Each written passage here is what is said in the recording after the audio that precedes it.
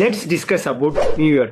தமிழ்நாட்டில் காமனாக நம்ம எல்லாருமே பொங்கல் செலிப்ரேட் பண்ணுறது வழக்கம். பிகாஸ் பொங்கல் தமிழ் கல்ச்சரில் ஒன்று.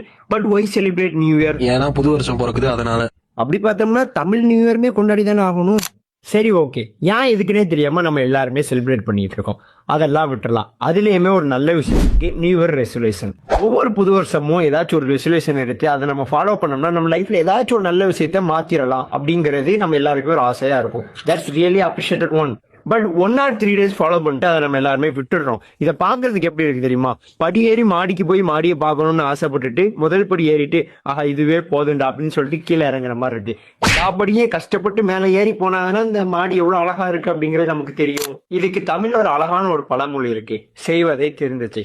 ஒன்று ஸ்டார்ட் பண்ணா அதை என் பண்ணிடணும். என் பண்ண முடியலையா, அதை ஸ்டார்ட் பண்ணவே கூடாது. ஸோ இந்த டைம் பக்காவா ஸ்டார்ட் பண்ணி அதை என் பண்ணிடுங்க.